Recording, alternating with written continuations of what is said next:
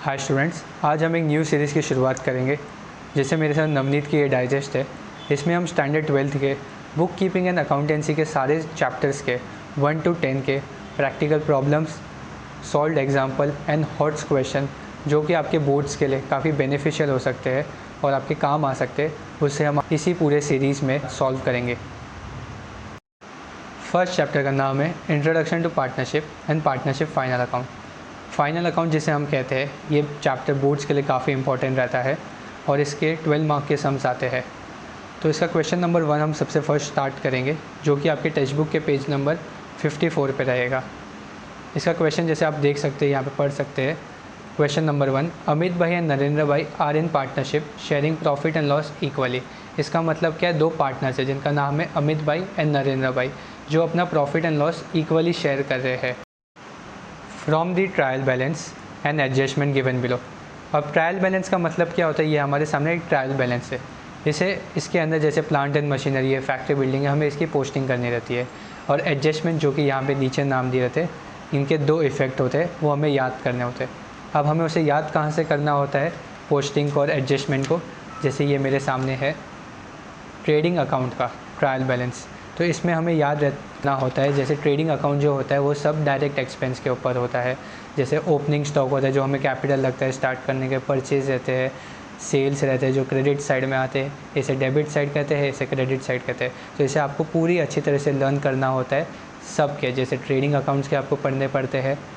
फिर दूसरा हमारा आता है प्रॉफिट एंड लॉस अकाउंट, जिसे हम इनडायरेक्ट एक्सपेंस कहते हैं। थर्ड हमारा आता है बैलेंस शीट। बैलेंस शीट में दो चीज़ें होती है, एक होते हैं लाइबिलिटीज़ और दूसरे होते हैं हमारे एसेट्स। एसेट्स का मतलब क्या होता है, जो भी हमारे बिज़नेस की चीज़ें हो जाती है, जैसे प्लांट एंड मशीनरी, जैसे हमारा कुछ बिज़नेस है उसके अंदर कंप्यूटर्स हो गए, हमारी प्रीमाइस हो गए, ऑफिस हो गए, फर्नीचर हो गया, तो ये सब चीज़ें होती है एसेट्स। और अच्छे से हम कह सकते हैं जिसे हम बेच के हमारा बिज़नेस को और ग्रो कर सकते हैं। लाइबिलिटीज़ उसका अपोजिट होता है, जो भी बिज़नेस को लोन हो जाते हैं, उधारियाँ हो जाती है जो उनको रीपे करनी पड़ती है, कर्ज एक तरह से हम कह सकते हैं, उसे हम लाइबिलिटीज़ कह सकते हैं। जैसे इसके अंदर आ जाते हैं loan from the partner, loan from the bank, मतलब हमने किसी से लोन लिया होगा, bank overdraft, sundry creditors. Sundry creditors का मतलब हमने किसी से पैसे लिए, और उसका अपोजिट होता है सन्ड्री डेटर्स। डेटर्स मतलब हमने किसी को पैसे दिए और जिससे हमें पैसे मिलने वाले हैं। तो जब हमें कुछ भी चीज़ मिलती है जो हमारे बिज़नेस के लिए प्रॉफिट होती है, इसलिए हम उसे एसेट्स में रिकॉर्ड करते हैं, और जो हमें भरना रहता है तो वो हम उसे लाइबिलिटीज़ में रिकॉर्ड करते हैं। जैसे आउटस्टैंडिंग एक्सपेंस, हमें कुछ चीज़ का पैसा देना बाकी है, तो ये सब सारी चीज़ों को हम बैलेंस शीट में के लाइबिलिटीज़ में रिकॉर्ड करते हैं। जैसा कि हम हमारे सम पे वापस आ चुके हैं, तो यहाँ पे हमें क्या प्रिपेयर करना है, you are required to prepare trading account, profit and loss and balance sheet बनाना है। तो सबसे फर्स्ट चीज़ जो भी डेबिट बैलेंस होता है, डेबिट बैलेंस का मतलब ये सारी चीज़ें आएंगी trading account, profit and loss account की डेबिट साइड या तो बैलेंस शीट की एसेट्स में। कौन सी सारी चीज़ें, यहाँ पर जो भी सारी डेबिट बैलेंस में रहेगी। और उसकी अपोजिट, इसे आप ध्यान से एक बार नोट डाउन कर दीजिएगा, जो भी क्रेडिट बैलेंस सारी चीज़ें आ जाएंगी ट्रेडिंग अकाउंट में या प्रॉफिट एंड लॉस अकाउंट में या बैलेंस शीट की लाइबिलिटीज़ साइड में। ये बैलेंस शीट की एसेट्स में कुछ चीज़ें आती है, यहाँ पे कुछ चीज़ें बैलेंस शीट की लाइबिलिटीज़ में आती है। जैसे हमारा फर्स्ट सबसे है एंट्री प्लांट एंड मशीनरी, जिसका अमाउंट दिया है 2,80,000। तो हमें इसको समझना है कि ये सबसे पहले कहाँ पे आएगा, तो प्लांट नहीं आता है एसेट्स में। एक तो हमें कैसे पता चला ये एसेट्स में, कुछ भी प्लांट है, हमारी मशीन है, तो हमारी बिज़नेस के लिए एसेट्स होती है। और दूसरा हमें यहाँ से याद करना है, जिससे वो कॉलम था आपकी टेक्स्ट बुक में भी मिल जाएगा, या तो आप इसे वीडियो को स्टॉप करके पोस्ट ले सकते हैं, इसका फ़ोटो ले सकते हैं।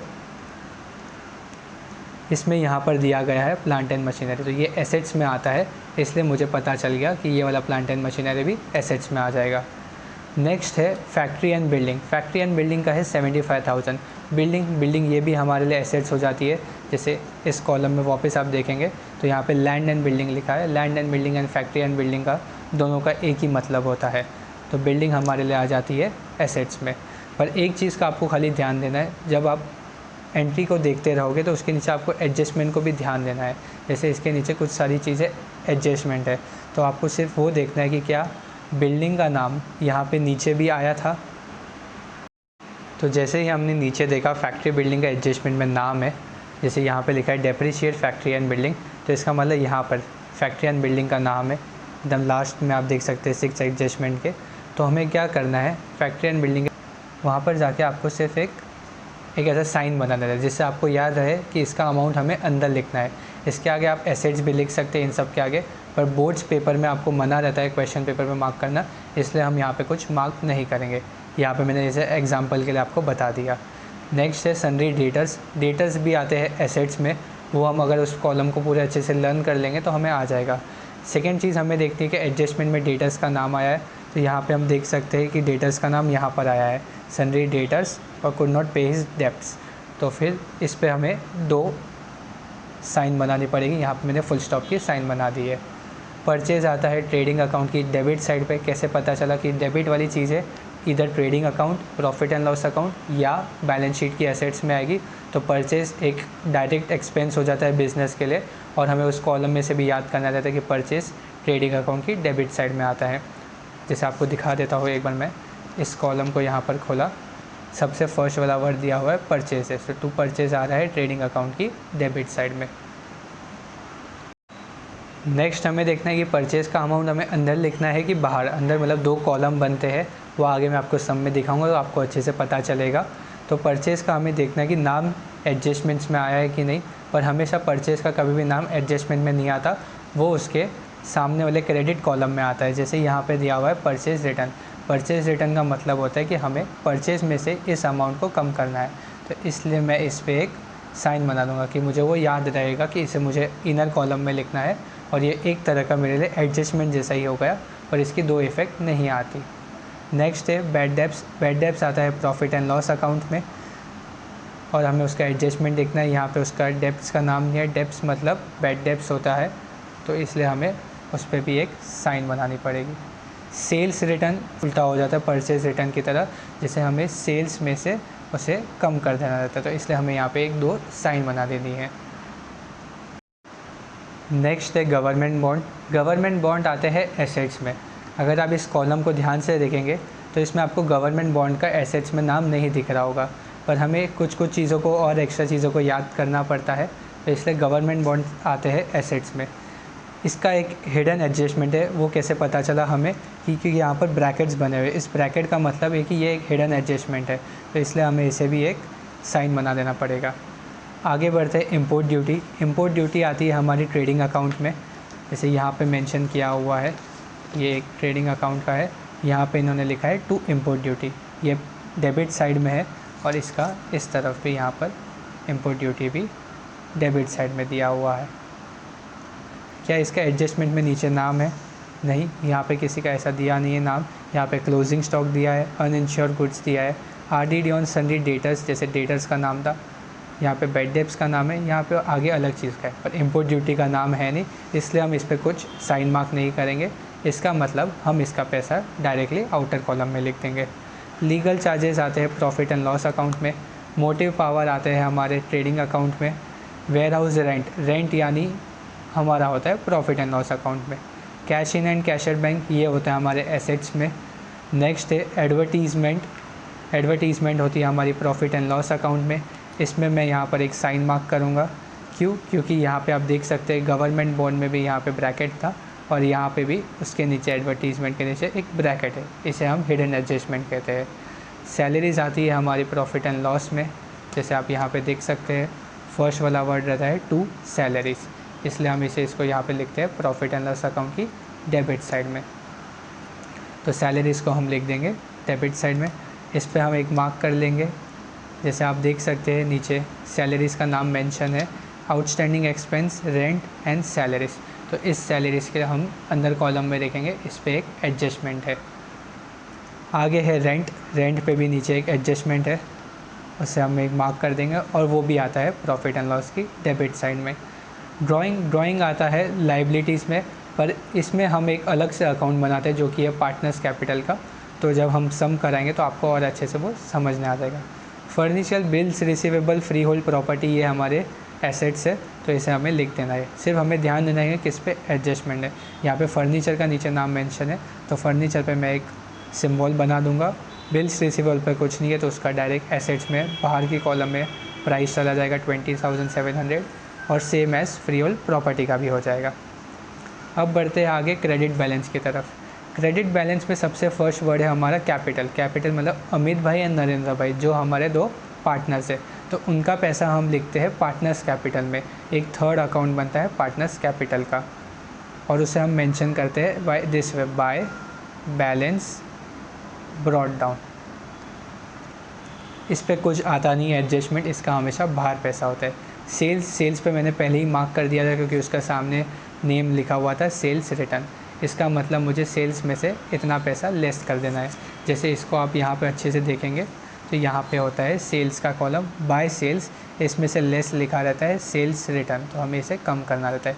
ये दो कॉलम होते हैं अमाउंट के, एक होता है यहाँ पे जो भी हमारा पैसा रहेगा उसमें से हमें लेस करना रहता है सेल्स रिटर्न, और उसका हमें पैसे लिखने होते हैं बाहर। तो ये कैसे होता है हमें पहचानना होता है, जिसका नाम दिया होता है उसका हमें अंदर लिखना होता है, जिसका नाम नहीं दिया होता उसे हमें फाइनल कॉलम में लिख देना होता है।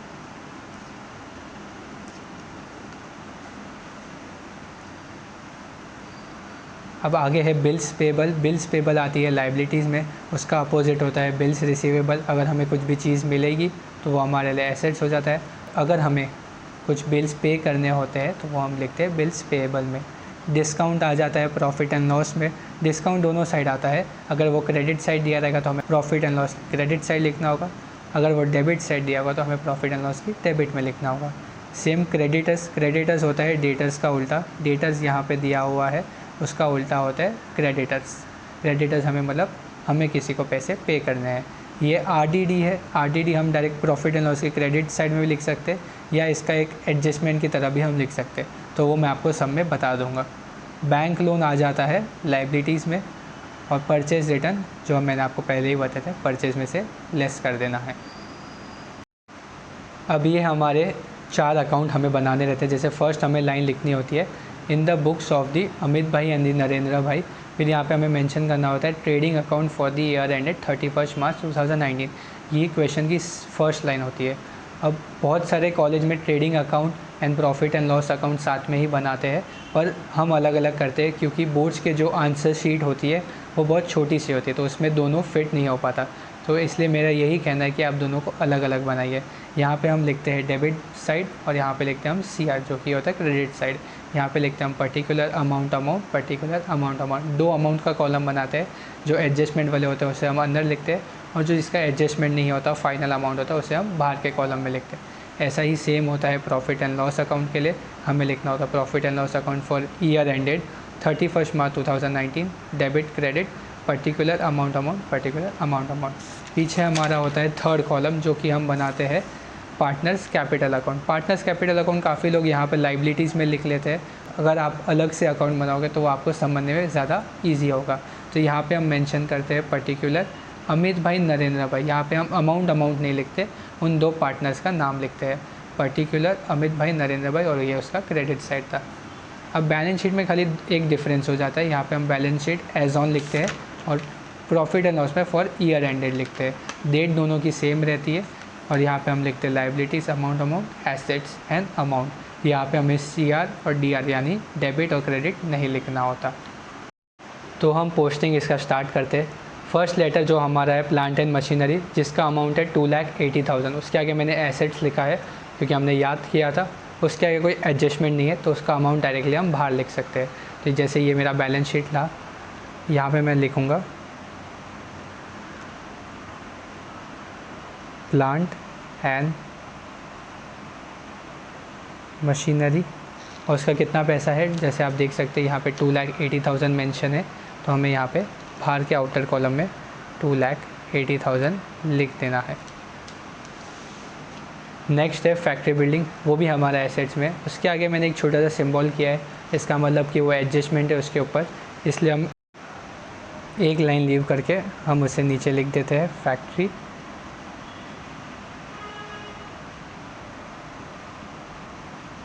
बिल्डिंग। अब फैक्ट्री बिल्डिंग का जो अमाउंट है वो है 75,000, तो हम उसे इनर कॉलम में लिख देना होगा 75,000। अब उस पर एडजस्टमेंट है इसलिए मैं 2 लाइन ऐसा छोड़ देता हूँ। नेक्स्ट है सन्ड्री डेटर्स, वो भी हमारा आता है एसेट्स में, तो हमें उसे एसेट्स में लिख देना है।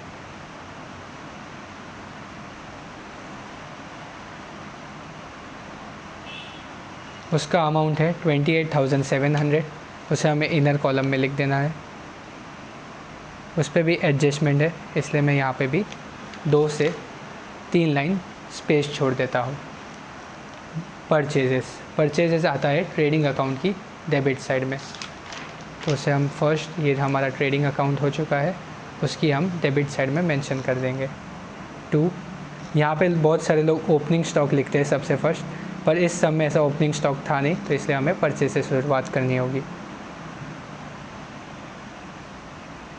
2 परचेजेस, इसका रुपीज़ है 85,500, 85,500। और इस पर एक एडजस्टमेंट है, एडजस्टमेंट तो नहीं कहेंगे, उसका रिटर्न है, तो इसलिए हम उसे 2 लाइन स्पेस करें और इनर कॉलम में लिख रहे हैं। आगे बढ़ते हैं, जो कि है हमारा बैड डेब्ट्स, वो आता है प्रॉफिट एंड लॉस अकाउंट में। तो आपने एक चीज़ यहाँ पे नोटिस की होगी, जो भी हम entry profit and loss account और ट्रेडिंग अकाउंट में लिख रहे हैं, उसका हमें आगे 2 वर्ड लगाना रहता है। डेबिट साइड में 2 लगाना होता है और क्रेडिट साइड में बाय लगाना होता है, पर अगर हम जब बैलेंस शीट करते हैं वहाँ पे हमें कुछ 2 और बाय नहीं लगाना होता है, तो ये आप हमेशा ध्यान दीजिएगा। आगे बढ़ते हैं बैड डेब्ट्स। बैड डेब्ट्स का अमाउंट है 500, तो हमें उसे इनर कॉलम में लिख देना है 500 रुपीज़। नेक्स्ट है हमारा सेल्स रिटर्न। सेल्स रिटर्न हम जब सेल्स का एंट्री करेंगे तब सॉल्व कर लेंगे। उसके बाद आ रहा है 10% गवर्नमेंट बॉन्ड्स, और इस पर ब्रैकेट है, इसका मतलब उस पर एक एडजस्टमेंट है।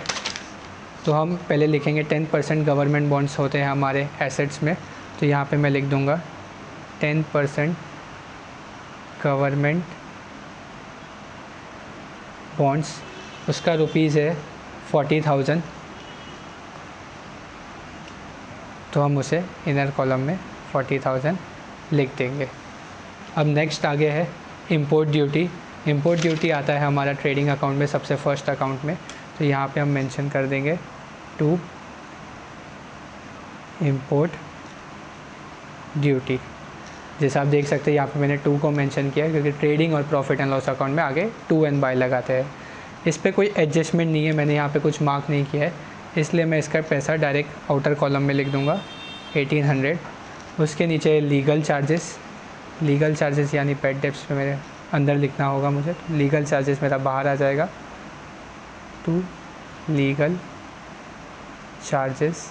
इस पर कुछ एडजस्टमेंट नहीं है, और लीगल चार्जेस का पैसे है 2000 रुपीज़, तो इसका अमाउंट मैं डायरेक्ट 2000 बाहर मेंशन कर दूंगा। नेक्स्ट आगे मोटिव पावर। मोटिव पावर भी आता है ट्रेडिंग ही अकाउंट में,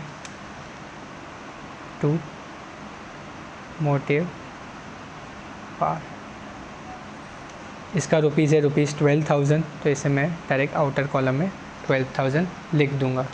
नेक्स्ट है हमारा वेयर हाउस रेंट, जिसका है 1800 रुपीज़, उसे हमें लिखना होगा प्रॉफिट एंड लॉस अकाउंट में 2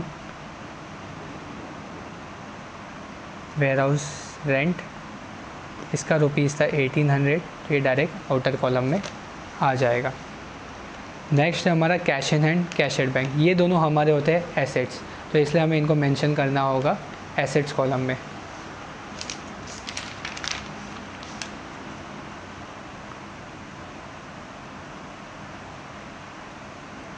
cash in hand, cash at bank, इनके रुपीज़ थे 20,000 और 70,000।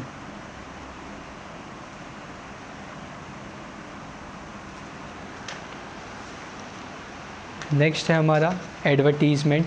एडवर्टीज़मेंट आता है प्रॉफिट एंड लॉस अकाउंट की डेबिट साइड पे, और यहाँ पे एडजस्टमेंट भी है, इसलिए हम इसे इनर कॉलम में लिखेंगे। यहाँ पे हम लिख देंगे 2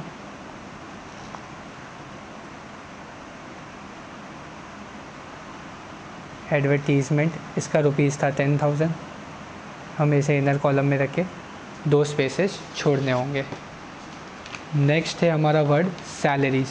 सैलरीज़ का अमाउंट है 3,800, तो हमें इसे भी प्रॉफिट एंड लॉस में ही लिखना होगा।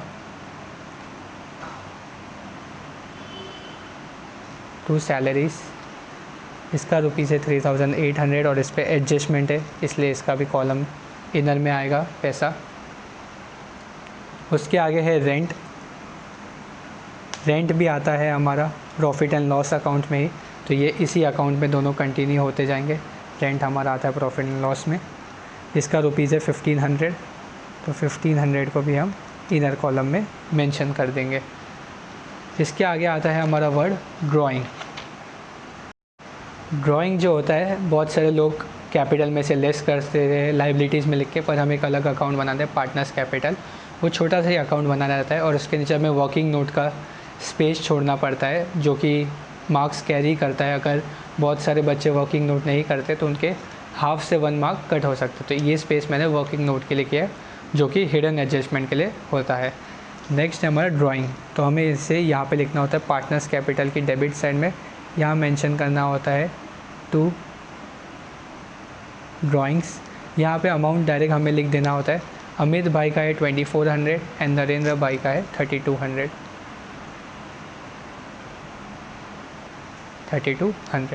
नेक्स्ट है हमारा फर्नीचर। फर्नीचर बिल्स पेपर और ये सब प्रॉपर्टी हमारी एसेट्स में आती है। इनके पैसे हैं, पहले हम लिख देते हैं फर्नीचर को।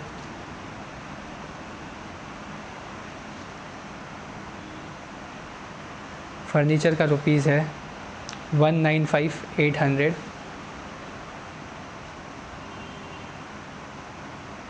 इस पे एडजस्टमेंट था तो इसका पैसा अंदर आएगा।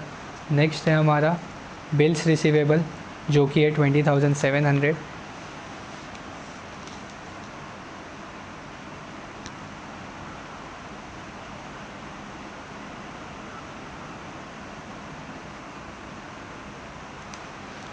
बिल्स रिसीवेबल का मनी है 20,700, तो उसे हम डायरेक्ट आउटर कॉलम में लिख देंगे।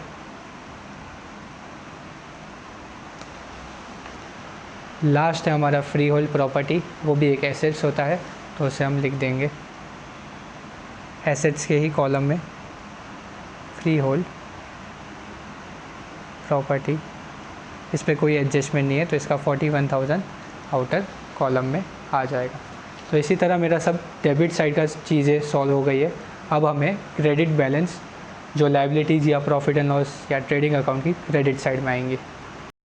नेक्स्ट है हमारा क्रेडिट बैलेंस में कैपिटल अकाउंट सबसे फर्स्ट। तो कैपिटल अकाउंट पार्टनर्स कैपिटल में आता है। अब एक रूल होता है कि खुद की बुक में खुद का नाम नहीं लिखते, जैसे मैं यहाँ पे अमित भाई अकाउंट बाय कैपिटल अकाउंट ऐसा नहीं लिख सकता। तो इसलिए यहाँ पे मुझे बाय करके जो भी सारी क्रेडिट की चीज़ें होंगी वो बाय में हम लिखते हैं और डेबिट की चीज़ें टू में। तो यहाँ पे हमें खाली कैपिटल के लिए ये वर्ड याद रखना होता है, बाय बैलेंस ब्रॉट डाउन। यहाँ पे उन दोनों का कैपिटल है 350, मतलब 3,50,000, और यहाँ पर है 3 लाख रुपीज़। ये था इनका कैपिटल। नेक्स्ट है हमारा सेल्स, जिसका रुपीज़ है 1,80,000, जो हमारा आता है ट्रेडिंग अकाउंट की क्रेडिट साइड में। यहाँ पे हमें मेंशन करना होगा बाय करके, क्योंकि ये क्रेडिट साइड है, बाय सेल्स, और इसका भी हमें पैसा अंदर लिखना होगा क्योंकि इसका एक सेल्स रिटर्न का हमें एंट्री करना बाकी है। नेक्स्ट है बिल्स पेएबल, जो हमारा आता है लायबिलिटीज़ में। इसका अमाउंट है 8,500, तो हम इसे लायबिलिटीज़ में लिख देंगे। जब भी हम लायबिलिटीज़ की शुरुआत करेंगे तो हमें 6 से 7 लाइन छोड़नी पड़ती है, फिर स्टार्ट करना होता है। तो मैंने इतनी लाइन छोड़ दी है और यहाँ पर मैं लिख रहा हूँ बिल्स पेएबल। इसका अमाउंट है 8,500। इस पर कोई एडजस्टमेंट नहीं है, तो सीधा हम बाहर कॉलम में इसे लिख सकते हैं। डिस्काउंट है, डिस्काउंट का है 1,200, जो आता है हमारा profit and loss account. Bye discount 1,200। Next आगे बढ़ते हैं क्रेडिटर्स। क्रेडिटर्स का है 38,500। क्रेडिटर्स आते हैं लायबिलिटीज़ में, तो हमें उसे मेंशन कर देना होगा क्रेडिटर्स 38,500। आगे बढ़ते हैं आरडीडी। आरडीडी का मैं आपको एक सिखा दूंगा एंट्री कैसे होती है, तो हम उसे आरडीडी को बाद में ही सॉल्व करेंगे। 2,700 का या 2,700। बैंक लोन जो आता है लायबिलिटीज़ में, जिसका है 15,000 रुपीज़, तो हम उसे लायबिलिटीज़ में जाके मेंशन कर देते हैं।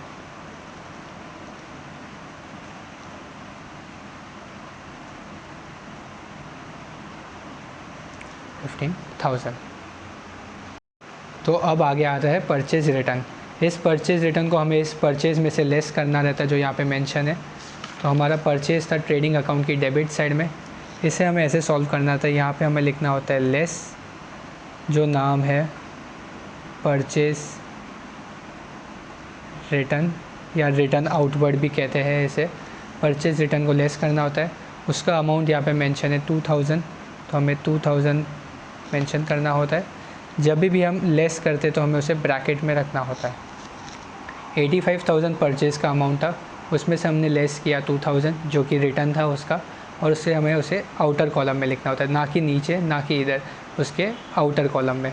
तो 85,500 में से जब 2000 जाएगा तो वो आ जाएगा 83,500। आपको एकदम कैलकुलेशन सही से करना होगा। नेक्स्ट है सेल्स। सेल्स में से हमें लेस करना होगा उसका सेल्स रिटर्न को। सेल्स रिटर्न का यहाँ पे पैसा दिया हुआ है जो कि है 2200, तो उसे भी हम सेम तरीके से करेंगे। यहाँ करेंगे लेस सेल्स रिटर्न, इसे कभी कभी रिटर्न इनवर्ड भी कहते हैं। इसका अमाउंट मेंशन था वहाँ पे 2200, हम लेस करें इसलिए हम उसे ब्रैकेट में रखते हैं। 1,80,000 में से 2000 जाएगा तो 1,78,000, और उसमें अगर 200 चला जाए तो 1,77,800 आता है उसका आंसर। तो इस तरह आप देख सकते हैं कि हमारी trading account, profit and loss account, balance sheet and partners capital की सारी पोस्टिंग हो चुकी है। अब जो नेक्स्ट पार्ट आता है वो होता है हमारा एडजस्टमेंट का। एडजस्टमेंट के दो इफ़ेक्ट होते हैं। ये होता है हमारे एडजस्टमेंट होते हैं, इसके भी दो इफ़ेक्ट होते हैं। जैसे फर्स्ट वाला लिखा है stock on hand 31 March 2019 was valued 43,000। अभी ये जो आखिरी का डेट होता है, आखिरी का स्टॉक होता है, उसे हम कहते हैं क्लोजिंग स्टॉक। अभी इसकी दो एंट्री होती है, वो हमें कैसे पता चला?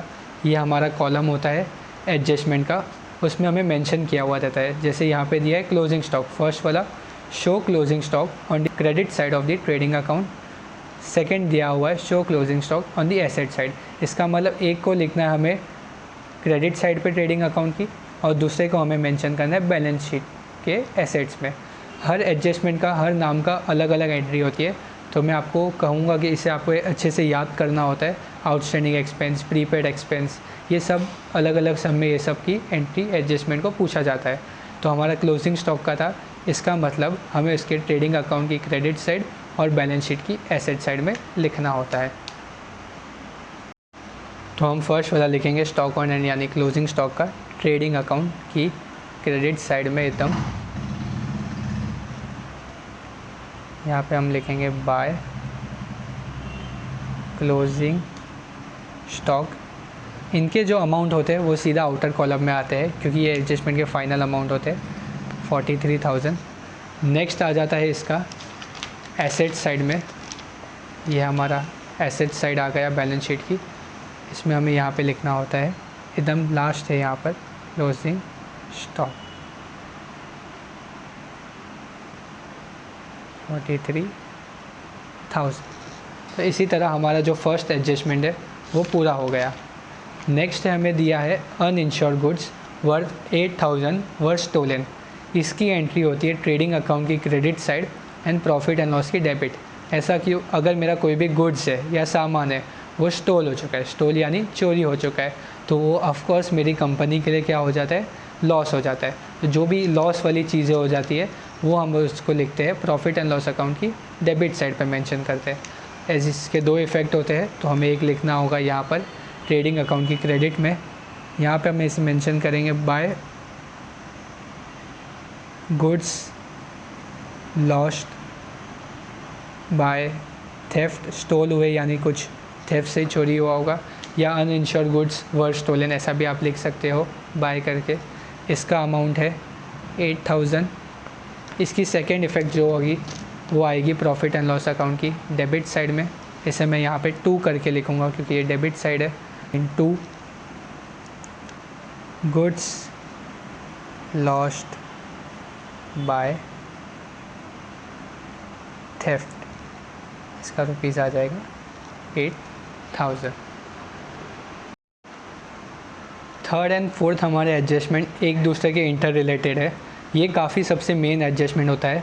यहाँ पे थर्ड वाले में लिखा है create RDD at 2% on sundry debtors, और फोर्थ वाला दिया Mister Patil our customer become insolvent. इसका फोर्थ वाले का मतलब क्या, हमारा एक कस्टमर था जिनका नाम था मिस्टर पाटिल, वो अब इंसॉल्वेंट हो गए। इंसॉल्वेंट यानी उनके पास कुछ पैसे नहीं बाकी, वो कंगाल हो गए। एंड कुड नॉट पे हिज डेप्ट, डेप्ट मतलब उनकी उधारी थी हम पर, तो वो 500 रुपीज़ बाकी थी, तो वो हमें पे नहीं कर पा रहे।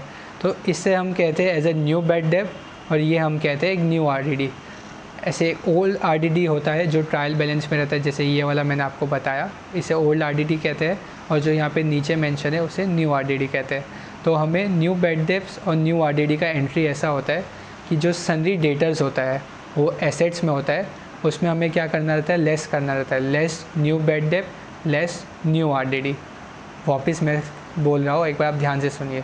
सन्ड्री डेटर में से हमें लेस करना होता है न्यू बैड डेप्ट और न्यू RDD, और उसका सेकेंड इफेक्ट होता है टू बैड डेप्ट्स, यहाँ पे जो प्रॉफिट एंड लॉस का बैड डेप्ट होता है उसमें जाके ऐड कर देने का, ऐड न्यू बैड डेप्ट ऐड न्यू RDD। चाहे तो लोग यहाँ पे ओल्ड RDD को लेस करते हैं, पर हम उस ओल्ड RDD को क्रेडिट साइड में भी लिख सकते हैं। तो सबसे फर्स्ट हम यहाँ पे लिखेंगे less new bad debts less new RDD। अब न्यू बैड डेप्ट्स हम कैसे पहचानें इन दोनों में से, जो भी बैड डेप्ट्स हमेशा होता है रुपीज़ में पैसा, तो रुपीज़ वाला होता है बैड डेप्ट्स। तो न्यू बैड डेप्ट्स हमारा कितना है यहाँ पे 500, तो यहाँ पे हमें लेस क्या करना होगा 500। फ़िलहाल हम इसको अंदर ही लिखेंगे, क्यों, क्योंकि इसमें RDD को लेस करना बाकी है, डायरेक्ट बाहर के कॉलम में नहीं लिख सकते। 28,700 में से 500 जाएगा तो वो आ जाएगा 28,200। अब उस पर मुझे क्या करना है 2% RDD निकालना है। किस पे 2% निकालना है मुझे 28,200 पे। तो मैं आपको एक बार वर्किंग नोट में शो कर देता हूँ। तो यहाँ पे मैं आपको शो कर देता हूँ 28,200 पे हमें निकालना है 2%। अब परसेंट का मतलब होता है 100, तो परसेंट नहीं लिख के हम उसके नीचे ऐसा 100 लिख सकते हैं। तो 28,200 का 2%, यहाँ पे पहले हमें जो डिनोमिनेटर में 100 के ज़ीरो से कट कर देना है, और 282 को 2 से मल्टीप्लाई कर देना है। तो 282 को 2 से मल्टीप्लाई करेंगे, 2 2 जा होता है 4, 2 8 जा हो जाता है 16, 1 कैरी, 2 2 जा 4, और ये आता है 564। तो ये 564 आया, ये हमारा हो गया है न्यू RDD।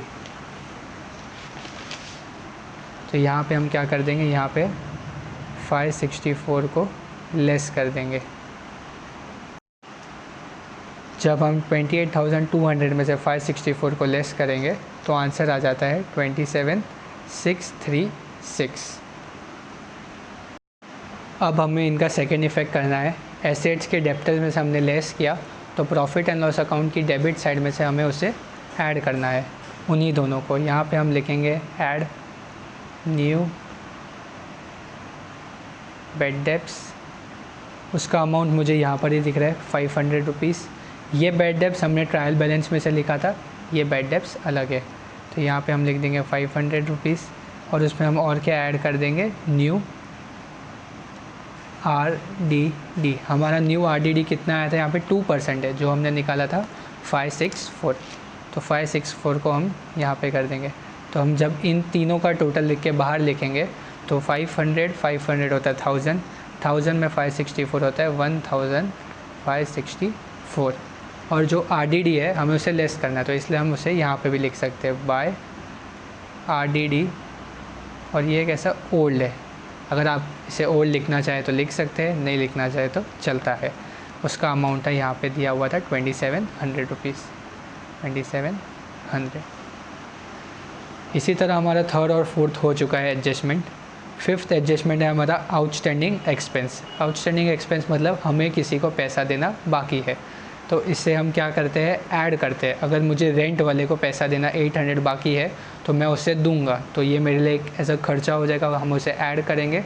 और दूसरा हमारे लिए वो क्या हो जाएगा, एक कर्ज़ हो जाएगा। तो कर्ज़ को हम हमेशा किधर मेंशन करते हैं, लाइबिलिटीज़ में करते हैं। जैसा आप यहाँ पे देख सकते हो, ये आउटस्टैंडिंग एक्सपेंस है। यहाँ पे इन्होंने मेंशन किया है add to the concern expense, concern मतलब जिसका नाम दिया है, वहाँ पे रेंट का नाम दिया था तो हम यहाँ पे कंसर्न इन्होंने लिखा है, जिसका नाम है आपको उसमें ऐड करना है। वो ट्रेडिंग अकाउंट में भी हो सकता है, प्रॉफिट एंड लॉस अकाउंट में भी हो सकता है। हमारी केस में रेंट प्रॉफिट एंड लॉस में था, तो इस हिसाब से हम प्रॉफिट एंड लॉस में रेंट के अंदर ऐड करेंगे 800 रुपीज़। और सेकंड क्या करना है, show outstanding expense on the liability side, मतलब हमें उसको बाद में जाके कहाँ पे लिखना है, लाइबिलिटीज़ में लिखना है। तो ये हमारा रेंट है, यहाँ पे रुपीज़ दिया हुआ है 800, तो हम रेंट के इसमें चले जाएंगे, रेंट ये रहा, हम इसमें लिखेंगे ऐड आउटस्टैंडिंग एक्सपेंस 800 था, तो हमें इसे ऐड करना है। ऐड में हम ब्रैकेट नहीं लगाते, हमें सिर्फ ऐड करना है। 15 और 8 हो जाता है हमारा 23, और पीछे के 2 ज़ीरो यहाँ पे आ गए। सेम आगे उन्होंने हमें कहा है कि सैलरी को भी आपको ऐड करना है, तो सैलरी उसी के ऊपर है, यहाँ भी हम लिख देंगे ऐड आउटस्टैंडिंग सैलरी या एक्सपेंस। यहाँ पे हमें उसका कितना दिया हुआ है, ₹300 दिया हुआ है, हमें यहाँ पे 300 लिख के उसे ऐड कर देना है। बाहर के कॉलम में उसका पैसा आ जाएगा, 38 और 3 होता है 4100। अब इनकी सेकंड इफ़ेक्ट आ जाएगी लाइबिलिटीज़ साइड में। ये हमारा लाइबिलिटीज़ है, इसमें हम लिख देंगे यहाँ पे आउटस्टैंडिंग एक्सपेंस। फर्स्ट हमारा वर्ड था रेंट, रेंट का रुपीज़ था 800, और सेकंड हमारा वर्ड था सैलरीज़, सैलरीज़ का था 300। तो इसी तरह हमारा ये फिफ्थ वाला एडजस्टमेंट भी पूरा हो गया। फर्स्ट वाला था क्लोजिंग स्टॉक, जो हमने ट्रेडिंग अकाउंट की क्रेडिट और बैलेंस शीट के एसेट्स में लिखा। सेकंड था हमारा अनइंश्योर्ड गुड्स, जिसे हमने ट्रेडिंग अकाउंट की क्रेडिट और प्रॉफिट एंड लॉस की, यहाँ पे आप देख सकते हैं, डेबिट साइड में लिखा था। थर्ड और फोर्थ हमारा थोड़ा टफ था, जिसमें हमने लेस किया था न्यू बैड डेब्ट न्यू आरडीडी को डेटर्स में से, जो एसेट्स में थे, और हमने उसे ऐड किया था यहाँ पर न्यू बैड डेब्ट न्यू आरडीडी, जो थे प्रॉफिट एंड लॉस अकाउंट में बैड डेब्ट्स में। फिफ्थ था हमारा आउटस्टैंडिंग एक्सपेंस। अब सिक्स्थ है डेप्रिशिएट। डेप्रिशिएट का मतलब होता है कि आज मैंने कोई चीज़ ली है, जैसे मैंने एक सेल फ़ोन लिया है, हम उसे 1 साल जाके बाद बेचेंगे तो हमें उसकी फेयर वैल्यू, मतलब हमने अगर 10,000 में लिया है तो हमें 10,000 नहीं मिलेगा, उसकी कुछ वैल्यू कम हो जाती है, तो उसे हम डेप्रिशिएट कहते हैं अकाउंटिंग लैंग्वेज में। तो यहाँ पे हमें डेप्रिशिएट करने बोला है फैक्ट्री बिल्डिंग का और फर्नीचर का। तो इसका एडजस्टमेंट क्या होता है, डेप्रिशिएट मतलब कम हो गई चीज़, तो हमें उसको लेस करना है पहली चीज़, और सेकंड हमें लिखना है वो प्रॉफिट एंड लॉस अकाउंट में। अगर हमारा एसेट्स का वैल्यू कभी भी लाइफ में कम होगा तो वो हमारे लिए प्रॉफिट कभी नहीं होगा, वो हमारे लिए हमेशा लॉस होगा, तो हमें उसे लिखना होगा प्रॉफिट एंड लॉस अकाउंट ये डेबिट में। फर्स्ट हमें क्या करना होगा, उसे एसेट्स में से लेस करना होगा। फैक्ट्री बिल्डिंग का नाम दिया है, फैक्ट्री बिल्डिंग का अमाउंट है 2500, तो 2500 को हमें फर्स्ट लेस करना होगा। यहाँ पे हम लिखेंगे लेस डेप्रिशिएट। अब ये लेस था इसलिए हमने इसके आगे ब्रैकेट लगाया 2500। 75,000 में 2,000, 73,000 और 500 जाएगा तो 72,500। सेम हमें एक और फर्नीचर का लेस करना है, फर्नीचर ये रहा लेस डेप्रिशिएट। इसका रुपीज़ था 1800, तो 1800 हमें लेस करना है, इसका अमाउंट आ जाएगा 19,400,000 इस तरह। अब जो हमने अमाउंट लेस किया है उसे हमें प्रॉफिट एंड लॉस की डेबिट में लिखना होगा। यहाँ पे 2 डेप्रिशिएट, यहाँ पे हम फर्स्ट लिखेंगे फैक्ट्री बिल्डिंग जिसका अमाउंट था 2500। नेक्स्ट था हमारा फर्नीचर जिसका अमाउंट था 1800।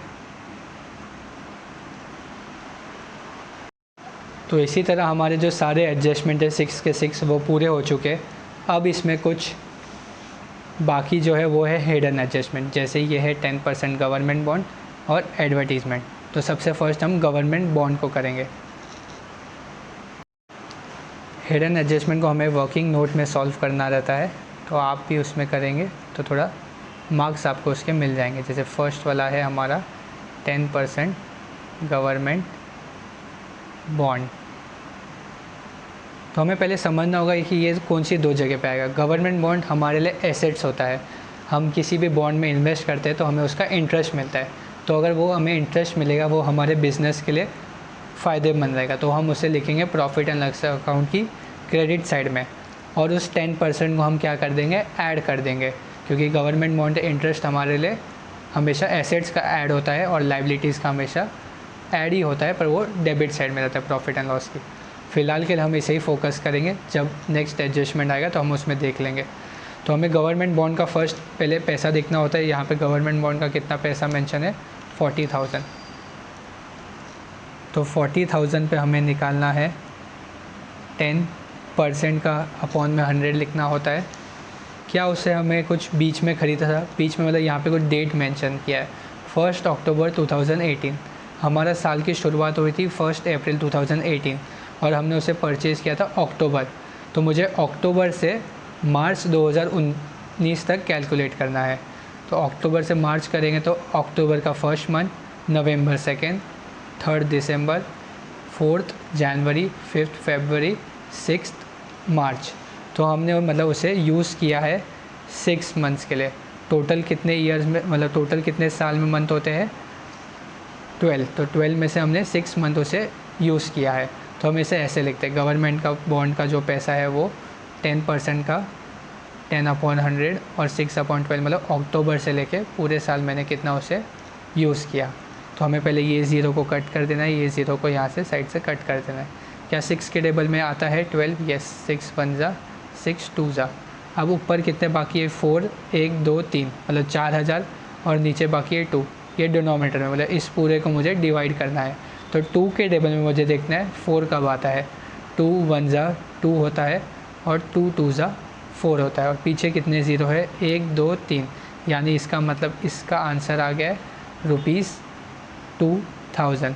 तो मुझे गवर्नमेंट बॉन्ड के 40,000 मैंने इन्वेस्ट किए थे, उस पर मुझे 2000 रुपीज़ का इंटरेस्ट गेन हुआ है।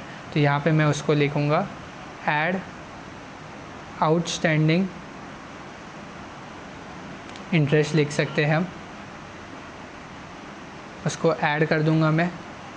40,000 में 2000 वो होता है 42,000, और इसका सेकंड इफ़ेक्ट आ जाएगा प्रॉफिट एंड लॉस अकाउंट की क्रेडिट साइड में। तो यहाँ पे मैं लिखूँगा बाय इंटरेस्ट या outstanding interest on government bond, ऐसा भी आप लिख सकते तो चलता है। तो उसका इंटरेस्ट मुझे आया था 2000 रुपीज़। तो इस तरह मेरा फर्स्ट हिडन एडजस्टमेंट पूरी तरीके से सॉल्व हो चुका है। नेक्स्ट है मेरा एडवर्टीज़मेंट। एडवर्टीज़मेंट मतलब यहाँ पे लिखा है 2 ईयर्स, तो इसे भी हमें ध्यान से सॉल्व करना होगा। सेकंड यहाँ पे उन्होंने मेंशन किया हुआ है एडवर्टीज़मेंट। फर्स्ट हम देखेंगे कि एडवर्टीज़मेंट का कितना रुपीज़ है। एडवर्टीज़मेंट का रुपीज़ मेंशन है यहाँ पे 10,000, तो 10,000 हम यहाँ पर लिखेंगे। अब यहाँ पे देखा जाओ तो आप यहाँ पे कुछ परसेंट नहीं लिखा है, गवर्नमेंट बॉन्ड में 10% था, तो इसमें हम परसेंट नहीं लिखेंगे, यहाँ पे सिर्फ डेट लिखी हुई है। अब हमें देखना है 2 ईयर्स। 2 ईयर्स में कितने मंथ होते हैं, तो उसमें होते हैं 24, और मैंने कितना मंथ यूटिलाइज़ किया। जैसे एक साल में यहाँ पे 12 होते थे, मैंने 6 मंथ अक्टूबर से मार्च तक किया था। यहाँ पे जनवरी है, जनवरी से मार्च तक मैं जब कैलकुलेट करूँगा तो मुझे आता है 3 मंथ्स, तो मैंने 3 मंथ्स उसे यूटिलाइज़ किया था। तो 10,000 एडवर्टीज़मेंट का, और यहाँ पे 24 मंथ्स इसके हो गए 2 ईयर्स के। तो मुझे देखना है 3 के टेबल में 24 आता है, हाँ, 3 1 जा 3 8 जा। अब मुझे देखना है 8 के टेबल में 10,000 कब आता है, तो मैं उसे डिवाइड कर दूंगा पीछे के पेज पर जाकर। यहाँ पर मैं 8 लिखूँगा, यहाँ पे 10,000। 8 के टेबल में 10 से कम, 8 1 जा 8, 10 में से 8 गया, 2 बचा, 0 नीचे। 8 के टेबल में 20 से कम, 8 2 जा 16, तो यहाँ पे 4 बच जाएगा, 40। क्या 8 के में 40 आता है? हाँ, तो उससे कम नहीं लेना है। 8 5 डायरेक्ट 40 हम कर देंगे। यहाँ पे 0, इस 0 को भी नीचे उतार के यानी इसको 0 से माइनस कर देंगे, ऊपर एक और 0 लगा देंगे। तो इसका आंसर कितना आ रहा है? 1250। तो यहाँ पे मुझे अमाउंट आया है 1250। इसका मतलब है कि 1250 मैंने इसी साल यूज़ किया है एडवर्टीज़मेंट के लिए, बाकी का मैंने प्रीपेड कर दिया है। प्रीपेड मतलब उसको नेक्स्ट ईयर के लिए पे कर दिया है। जैसे ये मेरा एडवर्टीज़मेंट है 10,000, मैंने इस साल पे किया है उसको 1250। इसको मैंने डायरेक्ट बाहर क्यों लिख दिया? यहाँ पे मैंने कुछ उसको अमाउंट प्रीपेड किया है, प्रीपेड। अब वो मुझे कैसे पता चला? ऐसे देखना है कि यहाँ पर आप देखोगे कि मैंने 3 मंथ्स के लिए उसको यूज़ किया, तो 3 मंथ्स के लिए पैसे को हम बाहर लिख देते हैं। और जो प्रीपेड किया, प्रीपेड हम कैसे कैलकुलेट करेंगे? 10,000 को 1250 से माइनस करके। तो जब हम 10,000 को 1250 से माइनस करेंगे तो इसका आंसर आता है 8750। मैं आपको वापस अच्छे से समझाता हूँ। 8,750 मैंने नेक्स्ट ईयर के लिए पे कर दिया है। इस ईयर का जो भी होता है अमाउंट हम उसे बाहर के कॉलम में डायरेक्टली लिख देते हैं। तो 8750 मैंने नेक्स्ट ईयर के लिए कर दिया, तो वो मेरे लिए एक एसेट्स हो जाएगा। तो 10,000 में से इस बार मैंने 3 मंथ्स का ये यूज़ किया और ये वाला पूरा मेरा प्रीपेड अमाउंट हो जाएगा। इसलिए मैं इसको यहाँ पे बाहर वाले कॉलम में लिख दूँगा, एसेट्स के प्रीपेड एडवर्टीज़मेंट, उसका अमाउंट है 8750। अब इसी तरह मेरे सारे हिडन एडजस्टमेंट पूरे हो गए। अब मुझे इस सम को टैली करना है। अब इसे मैं टैली कैसे करूँगा? ये फर्स्ट मेरा जो ट्रेडिंग अकाउंट होता है उसका मुझे क्रेडिट साइड को कैलकुलेट करना है और डेबिट साइड को कैलकुलेट करना है। जब मैं क्रेडिट साइड को कैलकुलेट कर रहा हूँ तो मुझे अमाउंट आता है, आपको करके हम बता देते हैं, 177800 प्लस 43,000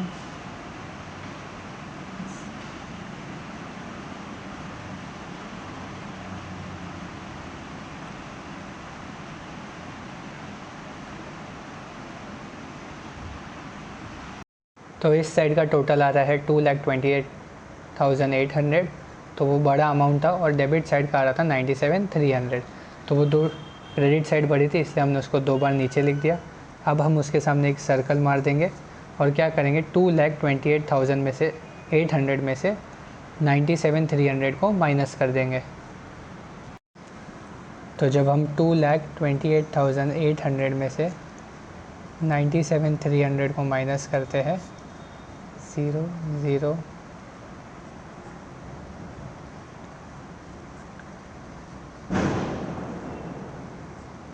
तो हमारा ग्रॉस प्रॉफिट आता है 1,31,500। तो इस ग्रॉस प्रॉफिट को हमें इस सर्कल में लिख देना है और उसको मेंशन कर देना है 2 ग्रॉस प्रॉफिट कैरिड डाउन। अब ये ग्रॉस प्रॉफिट 1,31,500 है, हमें दूसरे अकाउंट में जैसे हमारा प्रॉफिट एंड लॉस में उसमें हमें ट्रांसफ़र करना है। तो जैसे ये हमारा प्रॉफिट एंड लॉस अकाउंट है, तो यहाँ पे हम क्रेडिट साइड में लिखेंगे, उसकी अपोजिट साइड में यहाँ पे मेंशन कर देंगे हम by gross profit brought down और हमारा अमाउंट था 1,31,500। अब इसमें भी हमें सेम करना है, यहाँ पे क्रेडिट साइड का सब टोटल निकाल लेना है और डेबिट साइड का भी यहाँ पे हमें पूरा टोटल निकाल देना है। उसके बाद जो अमाउंट आएगा हमें उसे फिर लिखना पड़ेगा। तो मैं पहले इस क्रेडिट साइड का पूरे का टोटल कर लेता हूँ। 1,200 में हमें फर्स्ट प्लस करना है 2,700, उसके बाद हमें उसमें ऐड करना है 2,000 जो कि आ रहा है हमारा 5,900। बाद में उसे हमें ग्रॉस प्रॉफिट में ऐड करना है 1,31,500 में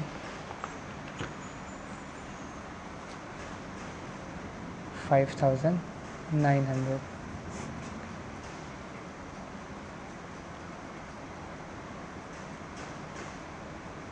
तो हमारा क्रेडिट साइड का टोटल आ रहा है 137,400। तो हम इसे यहाँ पे नीचे लिख देंगे 137,400। अभी सेम हमें यहाँ पे भी पूरे डेबिट साइड का टोटल निकालना होगा। तो जब हम पूरा डेबिट का टोटल निकाल रहे हैं तो आ रहा है 25,314। तो अब हमें देखना है इन दोनों को हमें माइनस करना है। तो अब हमें 137,400 में से 25,314 को माइनस करना है, क्योंकि क्रेडिट साइड बड़ी है तो हम यहाँ पे सर्कल कर लेंगे फिर से और इन दोनों को माइनस कर देंगे। तो यहाँ पे हम पीछे एक माइनस कर सकते हैं, यहाँ पर एक कॉलम है 137,400 माइनस 25,314। यहाँ पे 3, यहाँ पे 9, 10, 10 में से 4 गया 6, 9 में से 1 गया 8। तो हमारा नेट प्रॉफिट कितना आ रहा है 112,086। इसे हम लिखेंगे to net profit carried down. अब ये जो नेट प्रॉफिट है वो पार्टनर्स कैपिटल अकाउंट में शेयर हो जाएगा दोनों को। एज मेंशन किया था क्वेश्चन में, उन्हें हमें इक्वल रेशियो में हमें उन्हें शेयर करना पड़ेगा। बाय नेट प्रॉफिट आ गया है इनका, तो यहाँ पे हम वर्किंग नोट में भी लिख सकते हैं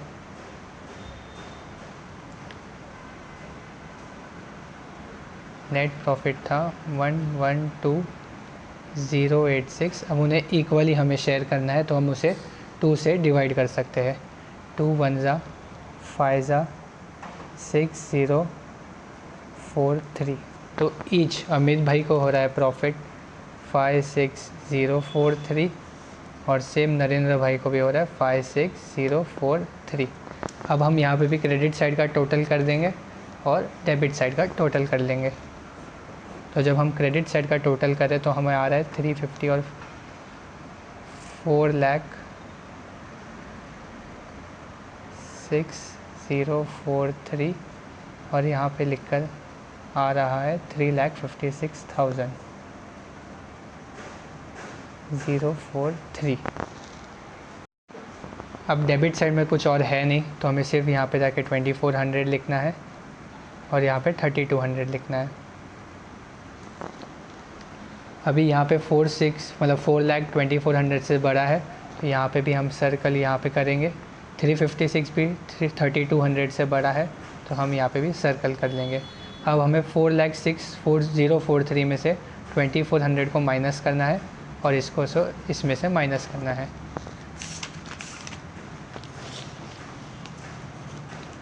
4,06,043 माइनस करना है 2,400।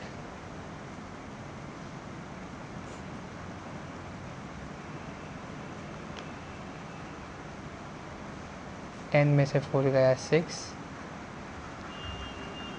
तो यहाँ का टोटल आ रहा है 403,643।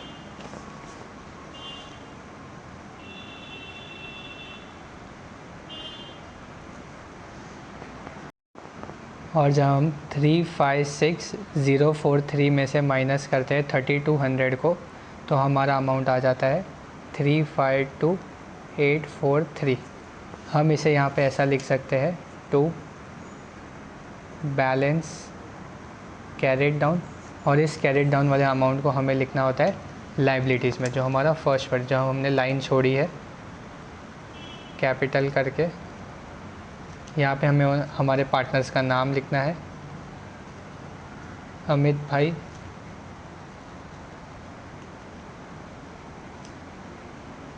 नरेंद्र भाई।